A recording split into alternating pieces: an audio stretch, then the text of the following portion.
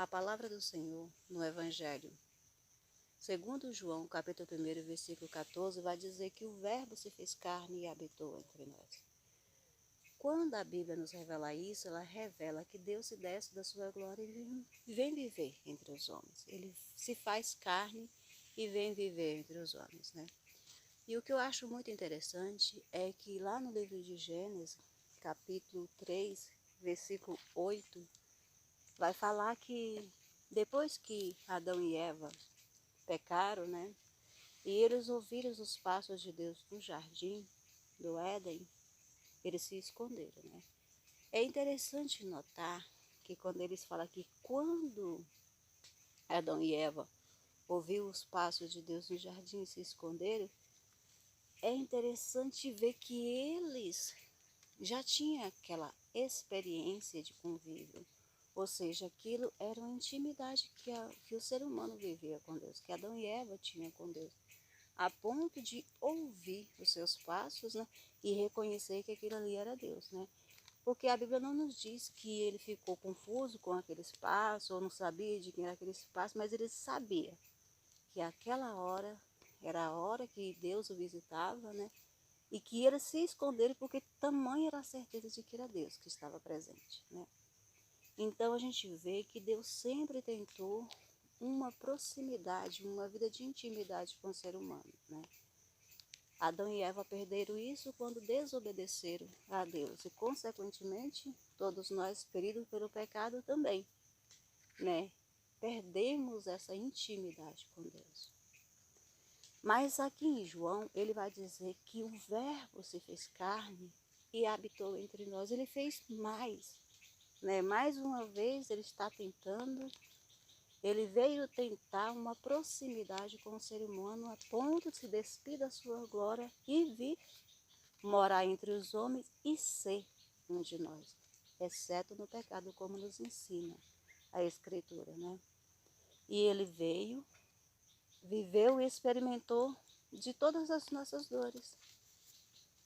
E ele, experimentando essa natureza humana, ele sabe, como já sabia antes, de que barro nós somos feitos. E ele, nessa natureza humana, ele pôde vencer o mundo, né? Ele pôde vencer a Satanás com todas as suas artimanhas e seguir aquilo que Deus tinha traçado para ele, que era morrer na cruz para a nossa salvação, para a nossa libertação. E se Jesus conseguiu, nós também há de conseguir vencer este mundo com todas as suas concupiscências. Aí você vai me dizer, mas Jesus não tinha pecado. Mas também a palavra do Senhor, ela também nos ensina, né? Que se Cristo está em nós, o corpo, na verdade, está morto por causa do pecado. Mas o Espírito vive por causa da justiça. E o que o apóstolo Paulo está dizendo aqui, nessa carta aos Romanos, capítulo 8, versículo 10, é que se o Espírito de Deus habita em nós, nós também podemos vencer essa carne. Nós podemos vencer o mal, né? E ele vai dizer, se é que o Espírito de Deus habita em nós. Mas aí você me pergunta, mas como é que eu faço para saber se o Espírito de Deus realmente habita em nós? Aqui entra uma regrinha que para muitos pode parecer besteira ou conversa para eu dormir, mas é através do meu sim para Deus. Quando alguém chega da parte de Deus para você e pergunta se você aceita Jesus,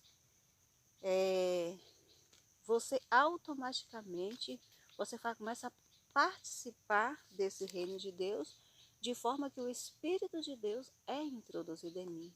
De que forma? Porque os méritos de Jesus, que Jesus alcançou na cruz, ele agora é aplicado a mim como justiça. O Espírito Santo de Deus começa realmente a habitar em mim. Então, embora eu viva em um corpo de pecado, eu posso vencer, né? Porque o Espírito de Deus se fez justiça em mim. Porque pelos meus méritos eu não posso conseguir. Pelos meus méritos eu seria condenado ao inferno, né? E é através dessa confissão de pecado, como vai nos ensinar em 1 João, capítulo 1, versículo 9, que se confessarmos os nossos pecados, ele é fiel e justo para nos perdoar os pecados e nos purificar de toda a injustiça. É disso que eu estou falando. Confessar, quando um réu está diante de um juiz e ele deve receber aquela sentença, ele precisa antes confessar o crime que cometeu. Da mesma forma, somos nós publicamente confessarmos que aceitamos esse Jesus como nosso real Senhor e Salvador de nossas vidas. Dessa forma, eu estou dizendo que eu aceito os méritos de Jesus Cristo, que ele, o preço que ele pagou na cruz, para a minha justificação. Quando o réu confessa diante de um juiz, ele é condenado pelo crime que ele cometeu. Quando nós confessamos os nossos pecados diante de Jesus e reconhecemos que somos pecadores, merecemos realmente a punição pelos nossos pecados, nós saímos diferente, porque nós saímos justificados, porque ele assume todas as nossas faltas, como ele assumiu na cruz do Calvário, e nós saímos justificados. Então, se você ainda não aceitou Jesus, não perca tempo. Este é o momento de você aceitar a Jesus como seu real Senhor e Salvador, porque não é pelas obras das carnes, não é pelas nossas obras de caridade ou por quantos Pai Nosso que nós rezamos ou quantas Ave Marias que nós rezamos, que nós vamos ser justificados. A única maneira de ser justificado é essa que a Bíblia nos ensina. Não é conversa minha, não é conversa de padre, não é conversa de pastor que vai me justificar. O que vai me justificar é o sangue de Jesus derramado na cruz para a minha salvação, quando eu confesso realmente Jesus como meu real Salvador, Senhor e Salvador.